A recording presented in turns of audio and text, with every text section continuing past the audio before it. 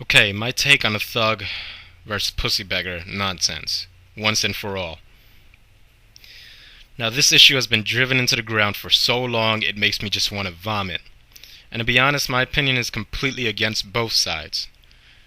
Now, I want to first deconstruct the notion of both monikers and expose them as simple but effective ways of separating men via competition for females. First off, I want to say this. Fuck being a thug or a nice guy. Fuck these ridiculous labels. I'm going to tell you as simply as possible what we all really are. We're men living in Western matriarchal society. That's it. There are no thugs, there are no bad boys, pussybeggars, or nice guys, or any other of these arbitrary distinctions that us men are using to convince females that we're the only true members of some mythical alpha male coalition.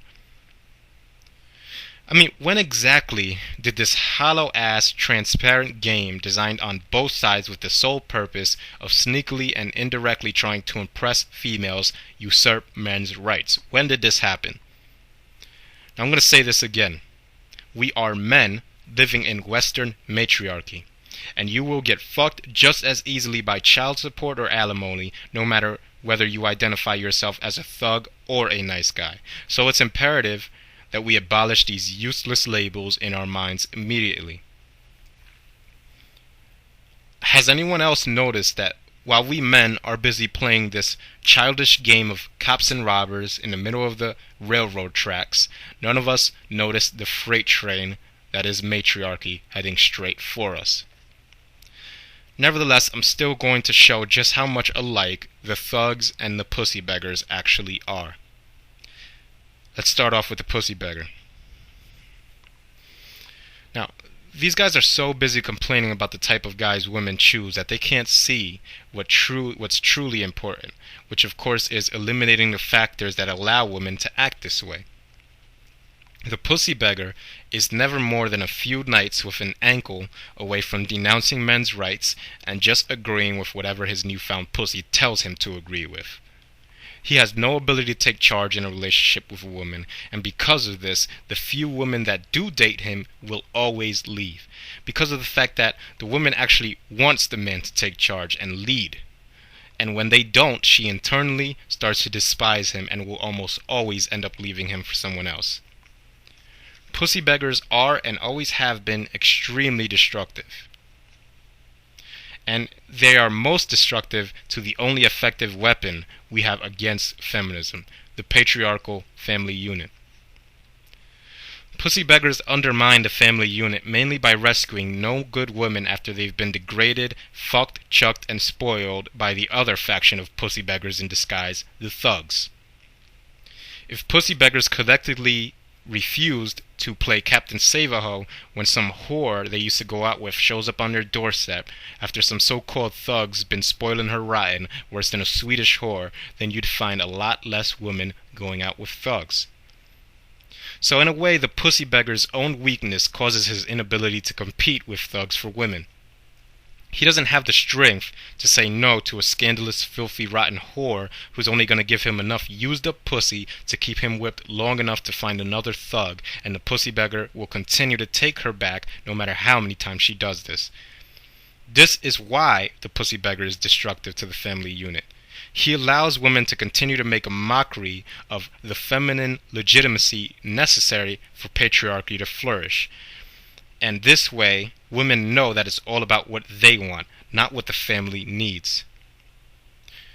Now here's a funny but all too true demonstration of just exactly what a pussybeggar is. Have you seen the new guy at work? Yeah. He's Latin. His name is Enrique. I know. I'm gonna get freaky with Enrique. Enrique. What? Yeah, no, he's right. I think he's right here. He's rubbing my feet. I don't really know. I was thinking about like under my desk. We do it there. Copy machine's always good. Break room against the vending machine. Hi, phone, gay. Right. I'm so sorry. Where were we? Yeah. No, I would let him wreck me. Like rape. I don't even care. Like really hard. Yeah. From behind.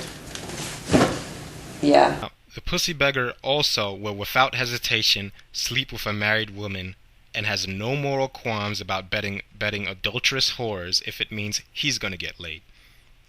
Which means that not only does he habitually let women disrespect patriarchy by taking them back after the so-called thugs have had their way with them, but he also directly shows his inability to exercise any respect for family units by his propensity to take any and all opportunities to get laid, no matter how wrong it is. He only claims to be for men's rights so that he can complain about how pussified he has allowed himself to become by letting women walk all over him.